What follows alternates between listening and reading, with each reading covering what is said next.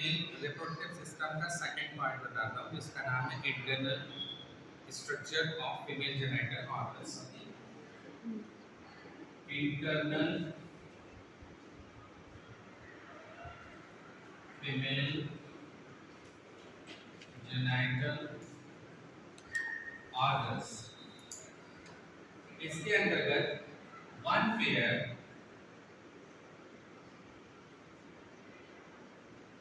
Ovaries आते हैं। Second, one pair fallopian tubes आती हैं। यूटरस और वेजाइना, ये चीजें इसमें शामिल होती हैं। अब ये सारी की सारी चीजें हमें कहाँ मिलेंगी? पेल्विक कैविटी के अंदर। कहाँ मिलती है? पेल्विक कैविटी के अंदर मिलती है। अब इन्हीं चीज को, जो हमारा मुख्य है, ये है ओवरीज। ये मेन जेनिटल ऑर्गन्स है फीमेल के, इनको हम प्राइमरी सेक्स ऑर्गन्स कहते हैं। और इसमें प्रोसेस चलती है जिसको हम oogenesis कहते हैं। तो सबसे पहले हम ओवरीज को फाइंड आउट करते हैं, ये कैसे है, ठीक है?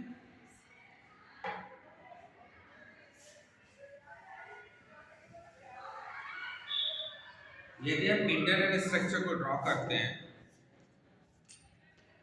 तो ये इस तरह से दिखाई देता है।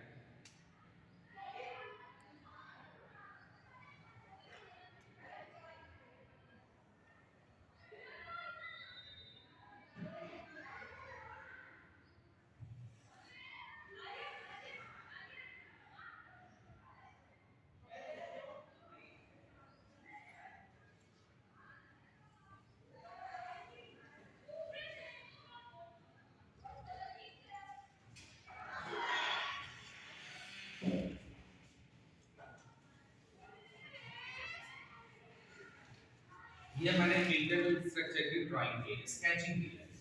इसमें fimbriae line structures of fallopian tubes हैं।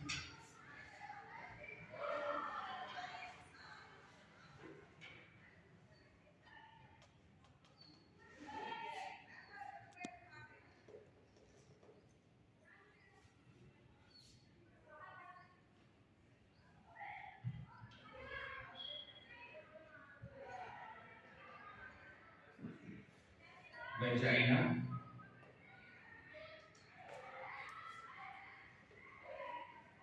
fallopian tubes,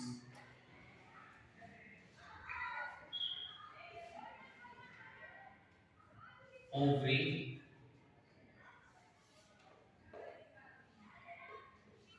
fundus of uterus और ये सेंट्रल पार्ट यूटेराइन बॉडी।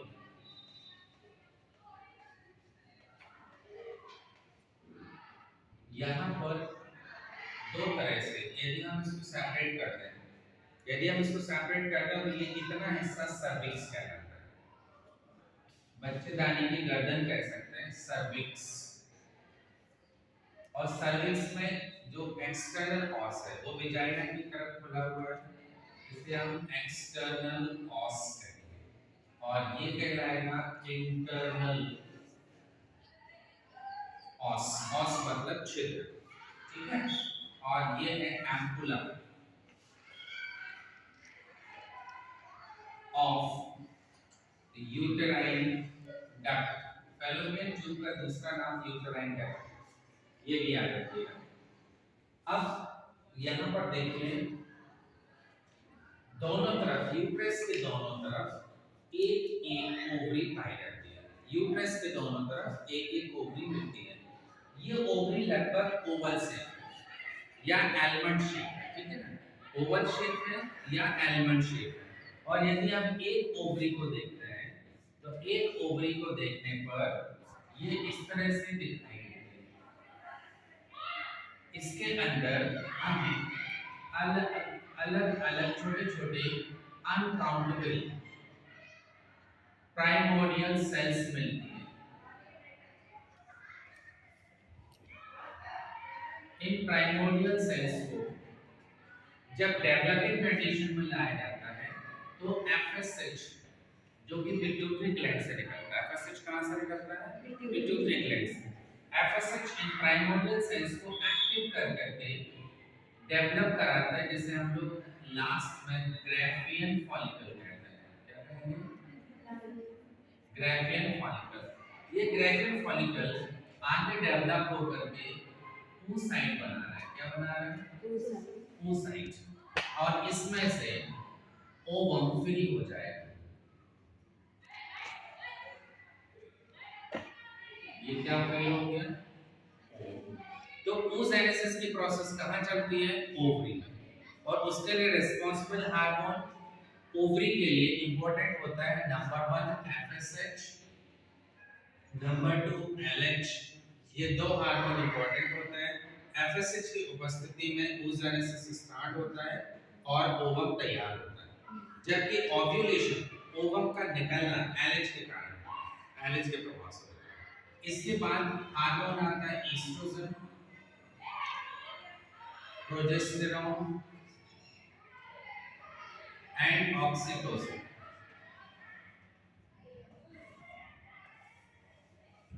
ये हार्मोन्स जो फीमेल के रिप्रोडक्टिव लाइफ को मेंटेन करने के लिए जरूरी है, यानी ओवेरियन साइकिल मेंटेन करते हैं प्लस यूटेराइन साइकिल मेंटेन करते हैं।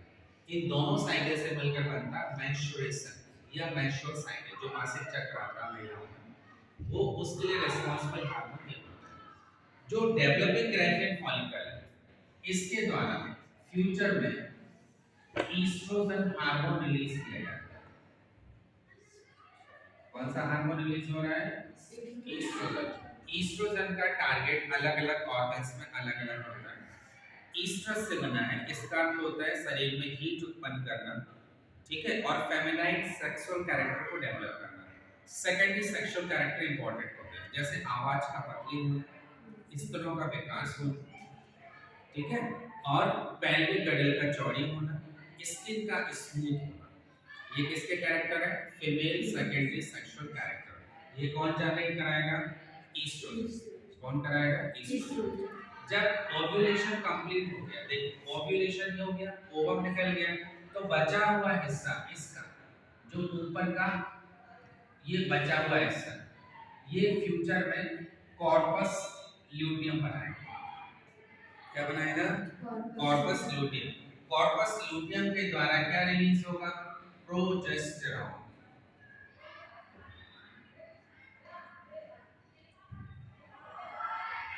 क्या रिलीज हुआ? प्रोजेस्टेरॉन। ये प्रोजेस्टेरॉन हार्मोन पीरियड्स के द्वारा नुकसान हुआ एंडोमेट्रियम लेयर जो टूट के निकल जाती है ब्लड में, उसको रीडेवलप कराता है, ताकि यदि ओवम फर्टाइल होगा तो उसको इम्प्लांट किया जाए। ठीक है, तो ये ओवेरियन साइकिल में आने वाली इंपॉर्टेंट घटनाएं थी, जिसके लिए रिस्पांसिबल हार्मोन थे एफएसएच और एलएच। अब यहाँ पर देखिए, यूट्राइन बॉडी में सबसे बाहर की जो लेयर होती है, इसे हम पेरीमीटर, क्या कहेंगे? पेरीमीटर कहेंगे, ठीक है। इसके बीच की जो लेयर होती है, ये मस्कुलर लेयर है। कैसी लेयर है? मस्कुलर, ठीक है। इस मस्कुलर लेयर को मायोमीट्रियम कहते हैं। क्या कहेंगे? मायोमीट्रियम। और इसके ऊपर फिर एंडोमेट्रियम। कौन सी लेयर आ जाएगी? एंडोमेट्रियम। एंडोमेट्रियम डबल लेयर होती है, एक फंक्शनल लेयर और एक बेसल लेयर। फंक्शनल लेयर टूट कर गिरती है पीरियड्स के दौरान। कब निकल जाएगी ये? जब भी ब्लीडिंग स्टार्ट होता है। और ईस्ट्रोजन की प्रेजेंस में ये रीडेवलप होना चालू होती है, और प्रोजेस्टेरॉन इसको फुल्ली डेवलप कर देता है। प्रोजेस्टेरॉन का अर्थ ही होता है वह हार्मोन जो प्रेगनेंसी के लिए मोस्ट इंपॉर्टेंट हार्मोन है। प्रो का अर्थ होता है प्राइमरी, फर्स्ट, और जेस्टेरॉन जेस्टेशन पीरियड अर्थात गर्भकाल को निश्चित करने वाला। इसका रोल तब तक बढ़ जाता है जब तक प्लेसेंटा फुल डेवलप ना हो जाए, ठीक है। यदि फर्टिलाइजेशन नहीं होता है तो कॉर्पस ल्यूटियम कुछ दिन के बाद नष्ट हो जाएगा, प्रोजेस्टेरॉन निकलना बंद होगा, ठीक है, और ये एल्बिकैंस के रूप में, स्टार के रूप में इस तरह पड़ा रहेगा। जितने भी ओवम निकलते हैं हर माह एक, कितने अभी तक निकले वो इस स्टार के रूप में हमें ओवरी में दिखाई देते हैं, यदि हम ओवरी को सर्जरी करके निकालें और उसका सेक्शन कटिंग करके स्लाइड बना के दें। ये ध्यान रखना, ठीक है। तो इसकी कितनी सेल्स हो गई, कितनी लेयर हो गई? नंबर 1 पेरीमीट्रियम, नंबर 1 क्या है? पेरीमीट्रियम। नंबर 2 क्या है? मायोमीट्रियम। और सबसे अंदर की लेयर क्या है? एंडोमीट्रियम। सबसे अंदर की लेयर क्या है? एंडोमीट्रियम, ठीक है। अब प्रत्येक साइड दोनों तरफ जो फैलोपियन ट्यूब होती है, इस फैलोपियन ट्यूब की लंबाई 10 सेंटीमीटर, लगभग कितनी है? 10 सेंटीमीटर। इस फैलोपियन ट्यूब का दूसरा नाम यूटेराइन डक्ट है, और इस यूटेराइन डक्ट का एक और नाम है ओविडक्ट। क्या नाम है? ओविडक्ट। जैसे ही ओवम यहाँ से रिलीज हुआ, मान लीजिए ये ओवम निकला, इस ओवम को इंसर्ट करा दिया फैलोपियन ट्यूब के अंदर एम्पुला, ठीक है।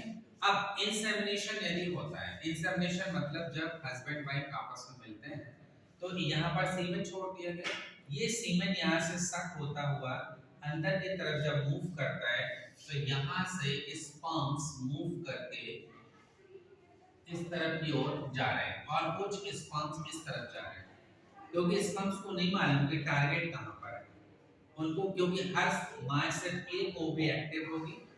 यदि इस माँ राइट ओवरी एक्टिव हुई तो next time left ovary active होगी, ठीक है।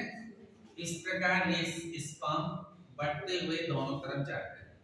फिर ये स्पर्म कहाँ पहुंच गए? इस ओवम के पास।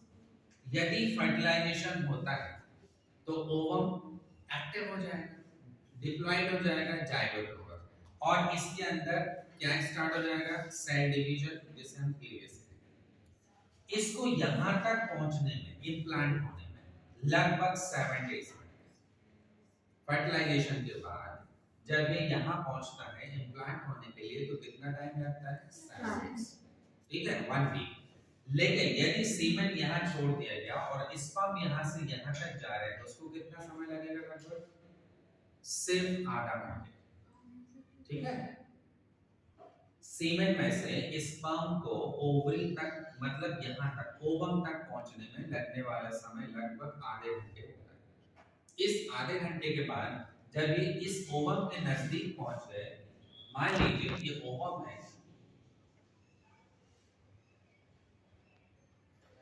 और इसके चारों तरफ ये स्पर्म लगने लगे,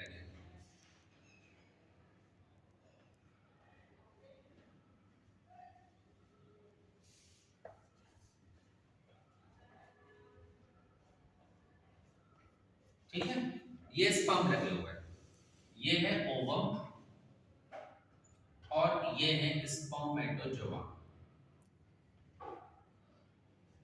अब कोई एक सिंगल स्पर्म इसके अंदर एंटर कर सकता है, वो भी एनिमल पोल की तरफ जहां कनेक्ट होगा, ठीक है। और वो स्पर्म अपने एक्रोसोम की मदद से इस मेम्ब्रेन को खोलने वाले प्रोटियोलाइटिक एंजाइम्स डाल देगा। एक्रोसोम अपनी ही जाति के ओवम की मेम्ब्रेन को पहचानने का कार्य करता है, किसी और की नहीं। यदि हम चाहें कि ह्यूमन बीइंग्स के स्पर्म को किसी दूसरे ओवम में प्रवेश करना चाहें तो ये पॉसिबल नहीं है, ये ध्यान रखना, ठीक है। तो सिंगल स्पर्म इसके अंदर जाएगा, तो सिंगल स्पर्म में 23 क्रोमोसोम है और ओवम में 23 है, तो ये 46 हो जाएगा, तो डिप्लॉयड हो गया। बाकी स्पर्म नष्ट हो जाएंगे, वो कोई भी एंटर नहीं कर सकता, ये ध्यान रखना है। सिंगल स्पर्म ही एंटर करेगा। और डेवलपिंग ओवम आगे की तरफ जब अग्रसर होता है या इसको आगे की तरफ खिसकाया जाता है, तो इसके लिए फैलोपियन ट्यूब्स की वॉल में स्मूथ मसल्स मिलती हैं, और यहाँ की जो सेल होती है वो सीलिएटेड होती है, तो उनकी सीलियरी मूवमेंट के कारण ये ओवम खिसकता हुआ धीरे धीरे कहाँ आता है?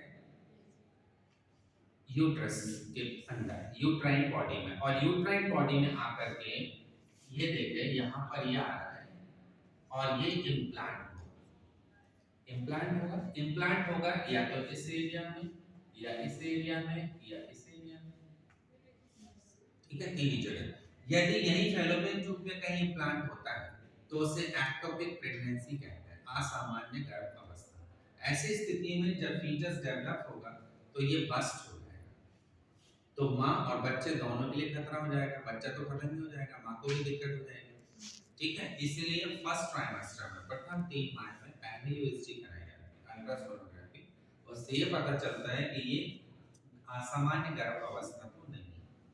ठीक है, इसके बाद डेवलप होती है प्लेसेंटा। क्या डेवलप होगा? प्लेसेंटा। ये तवे के आकार की रचना होती